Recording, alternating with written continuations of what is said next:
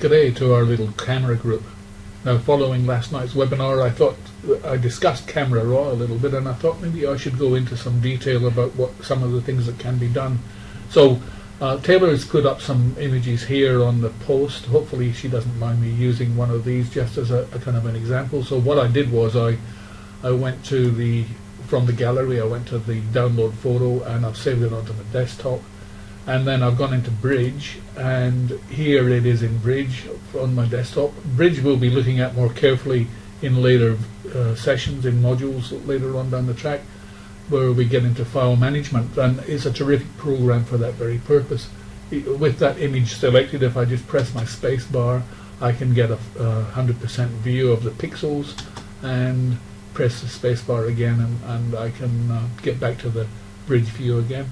And it's got all the file properties there, and I can add keywords, but we'll get into that, the metadata and the keywords, we'll get into that at a later stage. Terrific for filtering photos too. When I'm in Bridge though, I can either go up to this little icon on the top bar here and say I want to open this in Camera Raw, even although it is a JPEG photo, it's not a raw file, or I can go to my file menu and go open in Camera Raw. Or I can right click on the icon and I tell it I want to open in Camera Raw, and when I open it up in Camera Raw, I get this is a sidecar application also that comes Bridges, and so it's Adobe Camera Raw, a sidecar application that comes with Photoshop. See, it's called Camera Raw 7.2, and even although it looks like we might be in Photoshop here, we're actually in Camera Raw, because you can't look at raw images in Photoshop. Even although it started life as a JPEG, it's now working as if we were looking at a Camera Raw image. So some of the things we can do here, we're on the basic settings here to begin with, and I'm going to just, I did mention that you can easily change the color temperature.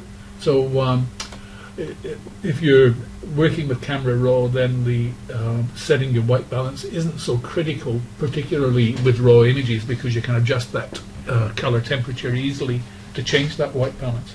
I can change the tint here I'll make it a little bit more blue. I can change the exposure here. I'll drop the exposure by 0.4 of a stop. I'll change the contrast just a little.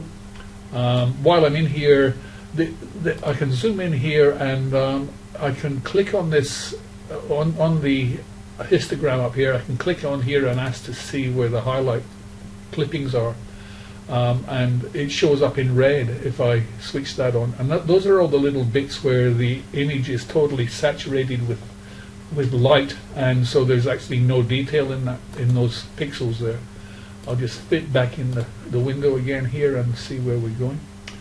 I can change things like shadows. I can darken the shadows a little bit here. I can increase the blacks a little bit, so these things you can play around with yourself. I'll just jack up the clarity a little, and I'll increase the vibrance and maybe a bit of saturation as well, and then I'll move on to the next bit here. Now here I can change this curve to this. So this is the histogram of the image showing all the, and we'll discuss that later too and understand that better, but briefly I can change it to a medium contrast image there, or a strong contrast very quickly.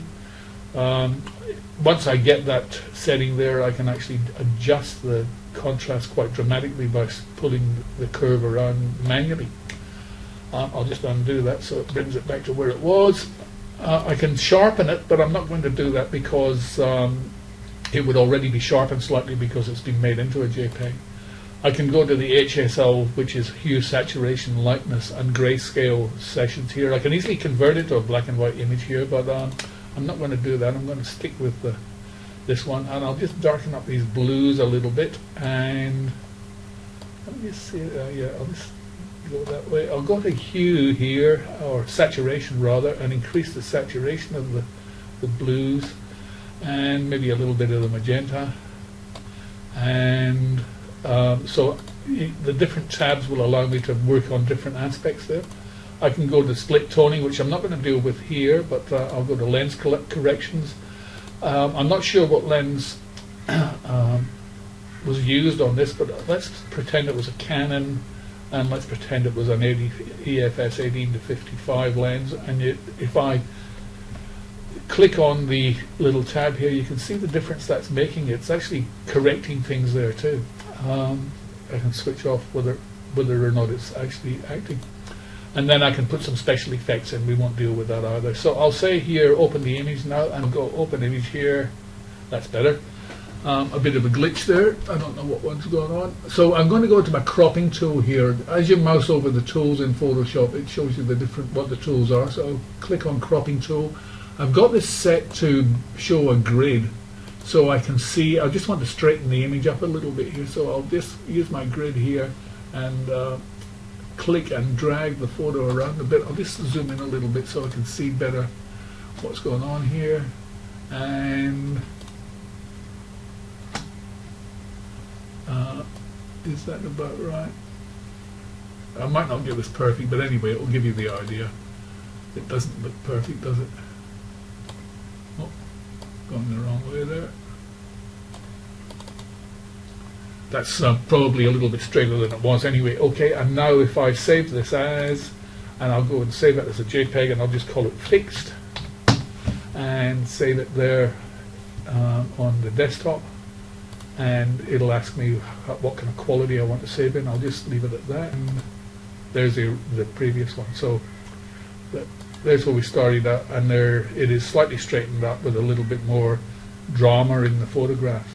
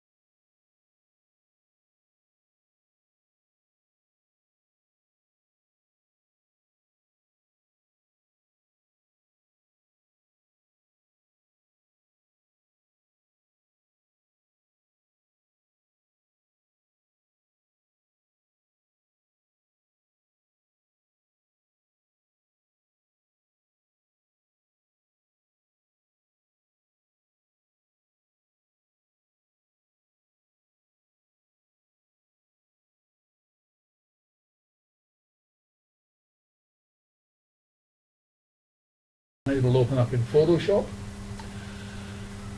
hopefully,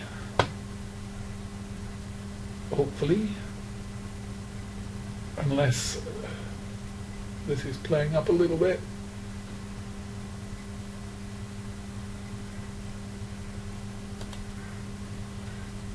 So see where this is going here. I'll just double click on it to open it in Photoshop, and here